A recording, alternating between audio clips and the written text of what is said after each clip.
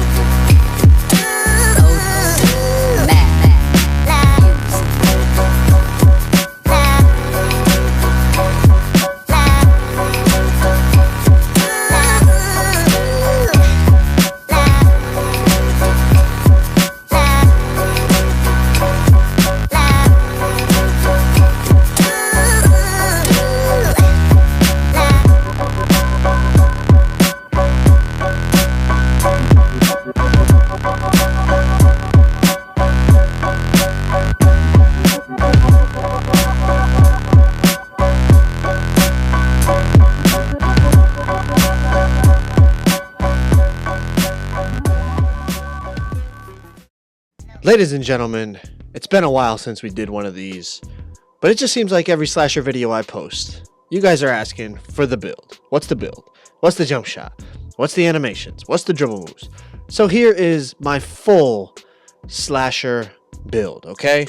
The build, the measurements, the animations, the signature styles, everything. Break it down right now. I went with a small forward. A shooting guard slasher is okay, but I wanted the biggest, most powerful slasher I could possibly make, okay? So small forward.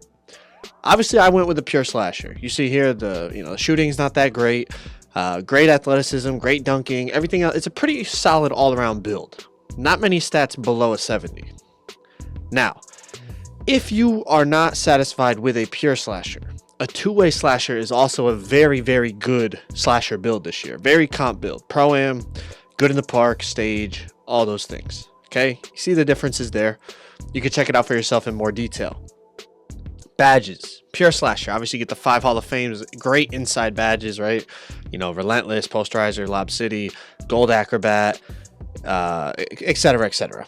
Now, you get silver defensive badges, which I've been talking about. Your guy plays like a lockdown if you know how to play defense.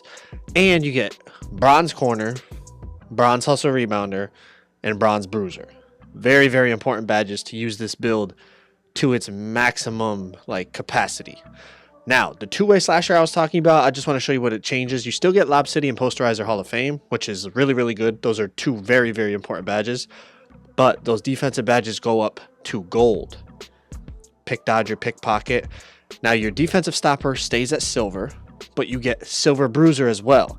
Also with this build, you get bronze rim protector and bronze brick wall. Okay, so if you're not satisfied with the pure slasher, you can go with the two-way slasher. But for me, I wanted the pure slasher, and you're gonna see. I mean, you guys have seen in gameplays what he's really, really capable of. But I also have, when I go to the animations, I have some clips for you guys so that you can see kind of, just the overall abilities and animations that this guy possesses. Okay. Now, slashers, you could go 6'8" or 6'9". I'm showing you here. The big thing is the ball control. Obviously, at lower heights, you're going to be a little faster, but for the most part, it's not going to be that big of a difference. But the thing is the ball control. Obviously, if you have a 70 or above ball control, you can get better dribble moves. Under a 70, you're not going to get those dribble moves. Now, obviously, being a little faster is sometimes an advantage. You have more vertical and all that. But even on the 6'10 here, I mean, you look at the speed, 81 speed. You look at the strength. He's just an absolute monster, okay? I wanted the most powerful, strongest slasher I could get. And obviously, the 6'8 or 6'9 would be faster, but I still feel like 81 speed. I don't have the ball in my hands that often. I'm looking at the speed when I don't have the ball. 81 speed, I can get out in transition. That's really what I'm looking at. And the vertical is still really good on a 6'10. Plus, when you're 6'10, you're going to see something in a second. But weight, as I said, I want it powerful. I want it strong. You're going to see As I turn that weight up, you see the contact dunk goes up to 98. Very important. Plus your strength rating goes up, which allows you to get more contact dunks. That helps your contact dunk, like how often it happens. You see 76 strength. So I go max weight. I went max weight on mine, 260. And you see, I mean, you can see I catch posters pretty often. He's really, really strong around the basket. And defensively, obviously, having more strength helps, especially when you have to switch onto the big. Now, by going 6'10", it allows me to get a 94.3-inch wingspan. Now, obviously, putting up the wingspan lowers the ball control. But listen, with the max wingspan, your defense is crazy. You play passing lanes. I feel like you finish around the basket better just because your hands, obviously your arms are longer, which means your hands are closer to the basket. You could dunk the ball faster, less chance of getting blocked, all that type of stuff, man. So max wingspan, in my opinion, is very, very important on a pure slasher. And obviously that's why I went with max wingspan. All right. So that's the measurements. Now let's get into the animations that I use. The jump shot, I have it labeled 13 LATD. I've talked about this jump shot many times before. For those of you that don't know, I use set shot 13, 65% LaMarcus Aldridge, 35% Tim Duncan. Now you can see here it's a good catch and shoot jump shot. Obviously you're going to be open a lot because people don't respect your jumper, but even off of like ball fakes, so like I wait there and I shoot, still very, very good jump shot. Off dribble here, like defender backs up, doesn't respect the shot, still knock it down. If you want to see slasher gameplays, I have a ton up. I'm just showing you a few clips here just so you guys can kind of get the sense of my animations and everything. And yeah, let's continue. So next up, I use LeBron James free throw. That's just my personal preference. You see normal forward dribble pull up. Again, these are just my preferences. Hop jumper 21. Now I don't have that 70 ball control, so I can't really hop step, but occasionally it does come into effect. You see my post moves here. Nothing really important on this side. Let's move on. Dribble moves here. Obviously, like I said, I don't have 70 ball control, so if you can get better dribble moves on your slasher, I recommend you use them. But for me, these are the best dribble moves I can get, and they work well for me. Like, honestly, I don't feel like I need those better dribble moves. Obviously, I would like to have them, but I feel like I'm fine without them.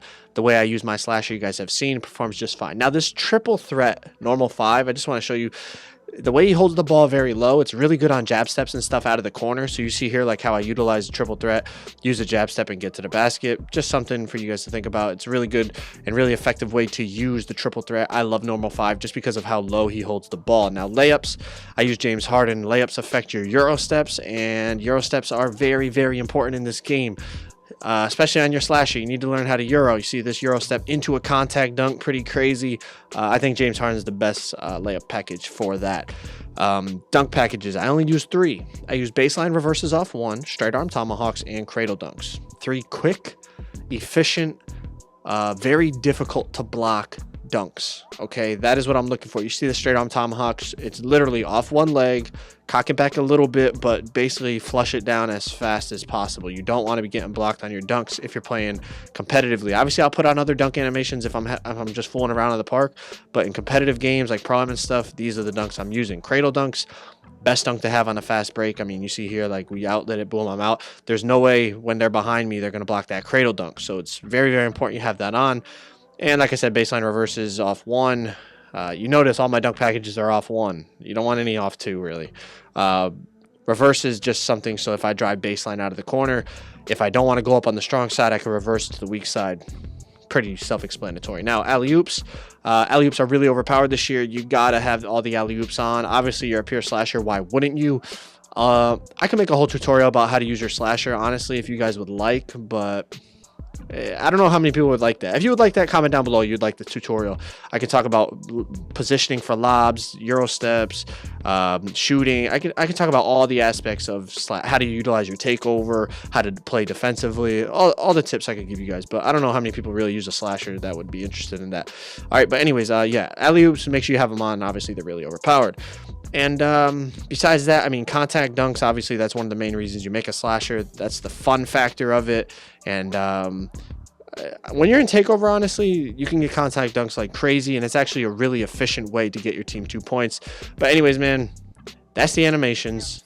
Obviously, you can look them here, pause it, slow it down, whatever you need.